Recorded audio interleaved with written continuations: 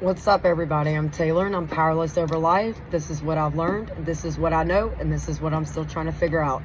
I've been sober since 2020. I've been involved in several different 12-step programs.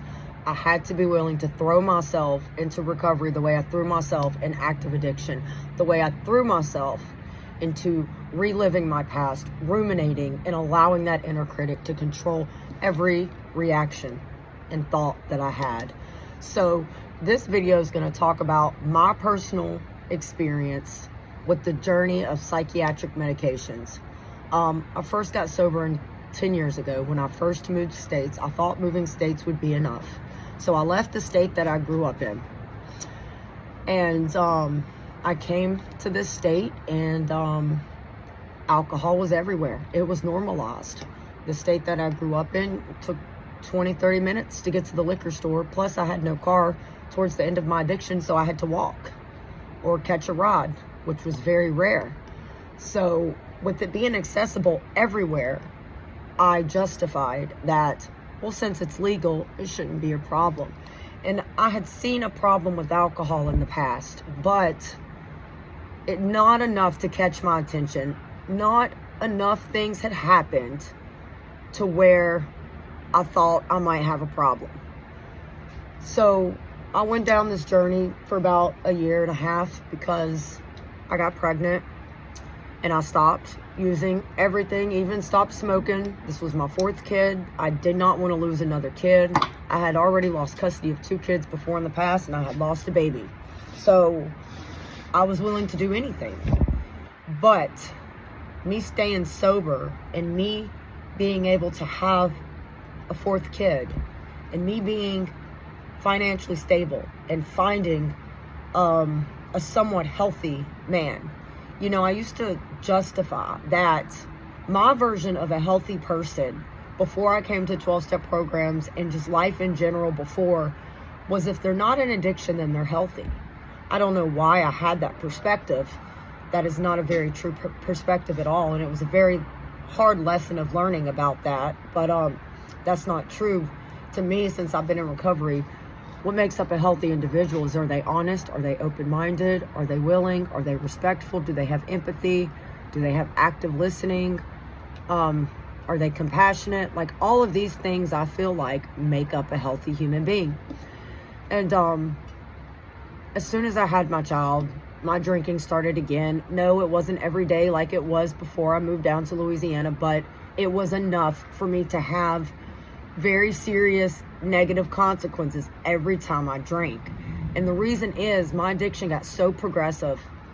I was drinking to numb the pain. I was drinking to escape myself. But when I would drink, I would intensify the pain. I would intensify the inner critic, the shame, the guilt, and the resentment. And so I would think I was on a little bit of psychiatric medications, but not enough to really cause a concern yet. And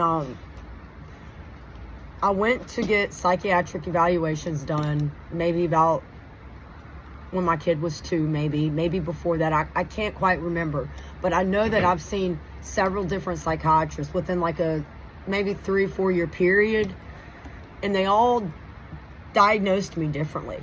Well, for me, I hadn't had any healing yet.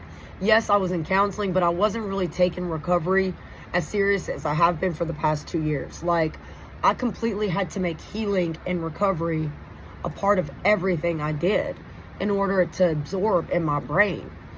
Like I say, I had to trick my brain into a new way of thinking and acting. And so the thing is that, you know, it's like I was taught, like, you know, you're having mental health problems, you go to the counselor, you go to a psychiatrist. That's just what we do without questioning it. So that's exactly what I did.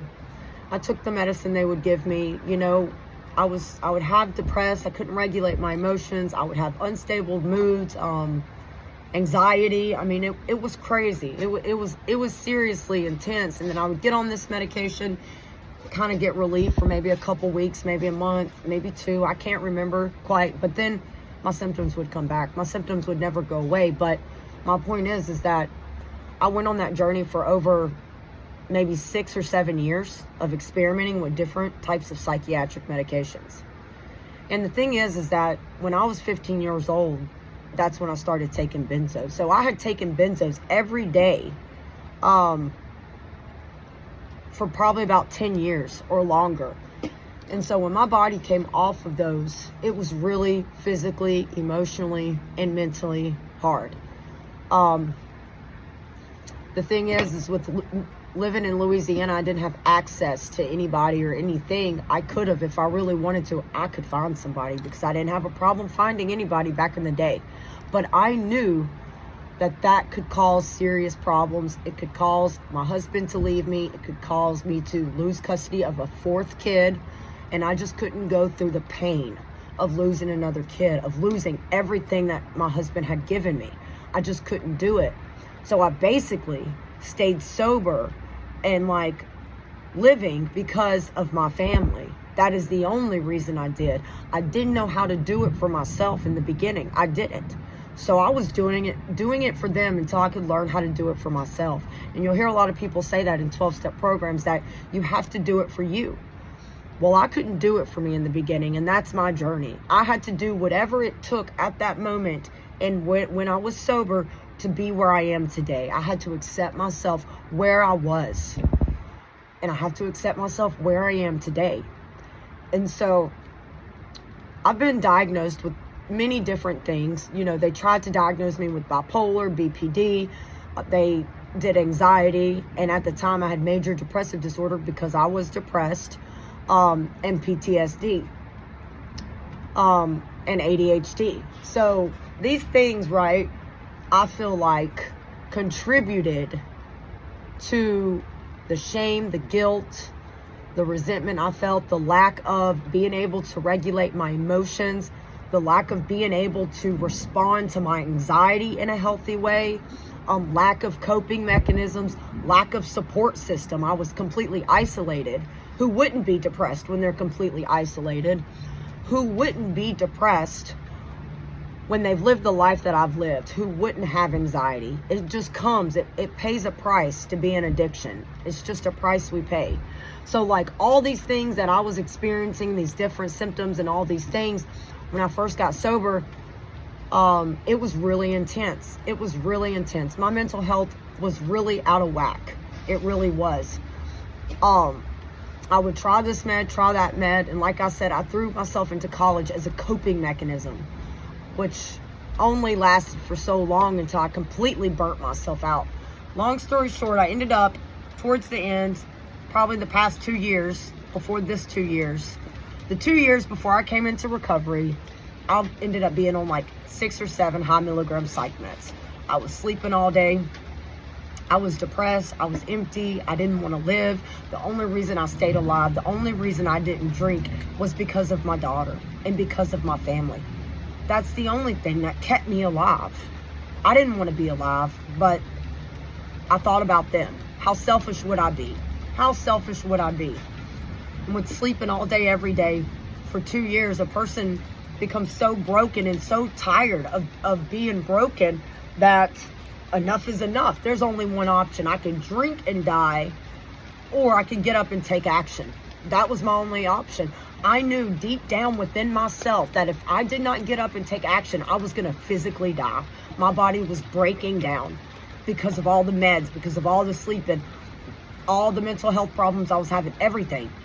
In some weird way, and I don't know how this is possible, I've always believed in a power greater than myself. I always have. I grew up in a religious home, so for me to find my own version of a higher power took some time, but I've always believed that there's something out there larger than myself. And I remember being so broken. I stood up one day from the bed, and I threw my hands up, and I was just with my heart, not my head, I was show me how to change. I mean, with everything. And it makes me tear up because I remember what that desperation felt like. I remember the shift in my brain that went from you can't do this to you're gonna do this. And if you haven't been through something like this, then you won't be able to relate or understand what I'm telling you now. But I hope that you get to a point in your life that you will know. And I remembered about 12-step programs. And so I got my butt back in 12-step programs. And I told myself, I had to change my perspective. I had to change my mindset. That's all it takes to change, is the mindset. If I'm telling myself, I can't, I want, I can't, whatever. I can't, I won't be, I never will, right? If I'm constantly telling myself that, then I'm never going to be. There's no way. But if I'm saying, I can, I will, then I'm going to make it happen. It's a mindset. And I learned on, when I threw my hands up in the air like that and reached out, connected to some higher power, my intuition was able to come back. I was able to hear my intuition on 7 different psych meds. And I hate crying, but this is serious stuff. And I've learned that it's okay to cry. And so I'm okay to cry. I grew up in a home where crying was not okay. They would tell us, we're weak, there's nothing to cry about. They would dismiss me, everything like that. And so as an adult, I've had to be very gracious on myself, and I've had to allow myself to cry, because I would turn that sadness or whatever, because back in the day, all I had was sadness. I didn't have any gratitude before I came into 12-step programs, but I had to turn that sadness. I had to stop turning the anger. I had to stop turning the sadness into anger. And I had to give myself permission to cry. And so I've learned to just cry sometimes. And it's okay to cry. Even for men, it's okay to cry. And I remember, back to my story, I remember, that intuition was able to come. When I reached out to the universe, I felt a surge of energy just run through my body. And that is just insane, considering I was on 6 or 7 different psych meds. One of those was benzos. It just amazes me that there's something larger than us, and it's not my job to analyze it or try to figure out what this higher power is. It's just to accept it, because nobody will ever know. It's within me, obviously. And the intuition kept telling me things to do to get me to where I needed to be and where I wanted to be. It kept guiding me. It would put ideas in my head, and I would complete the idea. I would carry that task out. And in the past, I would get these same ideas. That same intuitive voice would tell me exactly what I needed to do. But I would never listen. I would never take action on it, because I allowed that negative part of my brain to control me. I was so broken. I did not know that I had the power to overcome that negative side of my brain. And so, I listen to that intuitive voice. Everybody has that intuitive voice. Everybody on this planet does. The problem is that we are so blocked. We are so influenced by the world, by our trauma, our childhood dysfunction, addiction, mental health. Like, all these things contribute. Even TV, movies, whatever, YouTube, all of these things contribute to how we feel and think about ourselves and how we look at the world. And that's another thing I did. I cut everything out, anything negative. TV, music. I cut music out my life many years ago. It's a distraction to me. It's a distraction from self to get me out of my own head. And my wild raccoons are here. I feed the raccoons. Anyway, so I had to do these hard things. I cut out sugar. I ate as healthy as I could, but I cut out sugar. I only allowed certain people in my life, which were people who were going to make me feel good about myself. Including family members had to be cut out for the time being. And today I choose to leave them out of my life because of how dysfunctional and dishonest they are. I make that choice. So all these things were really important for me to do while I decided to come off my psych meds. My intuitive voice told me, if you don't take action and change, you're gonna die. And that intuitive voice told me to get off my psych meds and I listened to it, and I am grateful I did. I am grateful I was connected, because I was so emotionally and spiritually blocked that I didn't even know what it felt like to feel the withdrawals that I had, because I tried to taper down. And the reason I took this into my own hands is because, one, that intuitive voice has never told me different. And I waited a long time to make sure it was an intuitive voice and it wasn't just like me or something, my ego. It felt right. And I also reached out to my psychiatrist. And I kept telling her, hey, I'm suicidal. I'm sleeping. Like, this is not working for me. I want to change meds or do something. I want to come down. She was like, oh, well, let's up this. Let's add this. And so I'm like, no, that's not what I want to do. So I was being unheard, unseen, and misunderstood. So of course, I don't care if you're a doctor or not. I don't care if I don't have a PhD. I'm going to look out for me, and I'm going to do what I know I need to do. I don't care. So I did that. And my point is that what a lot of people don't realize, and I would have never realized this if I wouldn't have been able to make it through this, is that psych meds are worse than addiction. Psych meds are worse than addiction. It took me 3 months of physical serious withdrawals, being physically sick, emotionally down, up, crying, angry, mood all over the place, manic. At first I was like really sleepy and just exhausted. But I was even for a couple months having psychosis symptoms.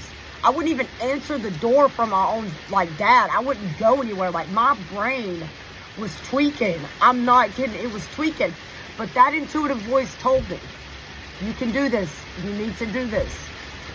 And what I did to help me is I I researched all the withdrawal symptoms of my medications. And I printed them out. And when I wanted to give in and take those meds because I just couldn't take it no more, physically, emotionally, I wasn't in a spiritual place yet, so I'm not going to say spiritually, I would reread that paper to remind me that this too shall pass. This will not last. And I never told myself, hey, this is going to be an all or nothing thing. I'm going to get off my meds and I'm never taking meds again. I didn't have that perspective. I said I have been in active addiction my whole entire life since I was 12 years old. Although I had been sober for several years, I was on different psychiatric medications for many years. My brain has never been at its baseline since I was 12 years old. And even with addiction, it takes time. It can take up to 2 to 3 years for our brains to completely level out after active addiction. So when someone's been using substances since they were 12, of course, right? Of course. And what people don't know is because they don't have the knowledge, the research, or the information. And this is exactly why I created this YouTube channel, because it's important. It's important. It is vital. It could save a life. My experience, strength, and hope could plant seeds and help someone else.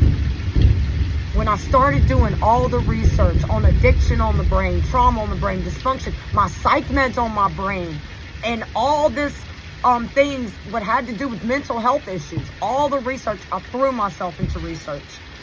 I started seeing the world in a different perspective. My eyes were opening. I'm like, this is crazy. So just go do the research yourself. And my problem is I didn't question when I got on my psych meds. I didn't ask questions. I didn't go research anything. And I should have. Because I'm responsible for myself. I can't trust what these doctors say. I can't trust what this person says. If I can't prove this to be true, or if I don't know, I need to ask questions. And now I research everything. I question everything.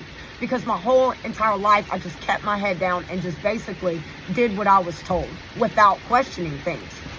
I always thought outside the box and outside that box, but I never questioned medical professionals, psychiatrists, nobody.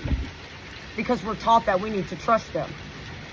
And so my point in all this is to share my experience, strength, and hope. I'm not suggesting anybody come off your meds, but I know for me, in my personal experiences, I had to allow my brain time to level out, and it took 6 months to start feeling somewhat better, like more stable, not as such as intense symptoms. Then it took another several months for me to come to my baseline. So it's been 1.5 years, almost 2 years. And I told myself, I'm going to keep waiting, and I'm going to wait this out. You know, does my body go into fight or fight 10 times a day? Yes. Do I suffer from anxiety? Yes, but I can manage it. I know that my anxiety is not who I am. I know that my anxiety will subside as long as I can positive talk and encourage myself and support myself and show up for myself. My problem is I was afraid of the panic attacks. I was afraid of the unstable moods. I was afraid of all these things. But when I started, on top of me coming off my meds, I threw myself into 12-step programs. I threw myself into healing. And I kept taking action even though my brain didn't want to, because deep down, I knew in my heart, and my intuitive voice told me that that's what I needed to do to get to where I am. And this is where I am today. This is where I am. So on top of doing the 12-step programs, about 1 year after I had been off my meds, I started meditating, which was really hard to do. There's videos that I have on my personal experience with that if you want to find them. But that completely, before meditation, I was so like hyper. I'm really hyper. Like I still moved my hands a lot, but I was moving my hands to the point where I was like twirling my hair 24/7, even in my sleep. Even in my sleep, I had twirled my hair like that my whole life. I started meditation, and I started noticing slowly, wait a second, I'm not twirling my hair anymore. And my point of sharing that is because I became a lot calmer. I became to realize that I am not my emotions. And so positive self-talk out loud, like all of these things I have incorporated in my life. It's a lifestyle. It's a mindset. And, you know, I've had doctors want to put me back on medications, and I'll really have to check my motives. Really have to check my motives for that. I believe that for me being on that many psychiatric medications and me being an addict my whole life, that my nervous system is just out of balance. I mean, my nervous system goes out of whack over 10 times a day. I'm talking about flight or fight, not anxiety. But I'm learning to manage that, and I'm learning to regulate myself and work through it. And before the program, there's no way I would have been able to do this. And so I hope my experience, strength, and hope can help you on your journey. I had to give my brain time to level out. Like I said, I was in active addiction for 15 years. And my brain never had a chance to breathe. So I had to give my brain, and I had to feed my brain healthy things and healthy food and be around healthy people. And I had to throw myself into healing. Like I had to get to where I am. I didn't just go to a couple meetings here and there or call my sponsor. Like, I have completely made my life about healing. If I can dedicate my life to be an active addiction, right?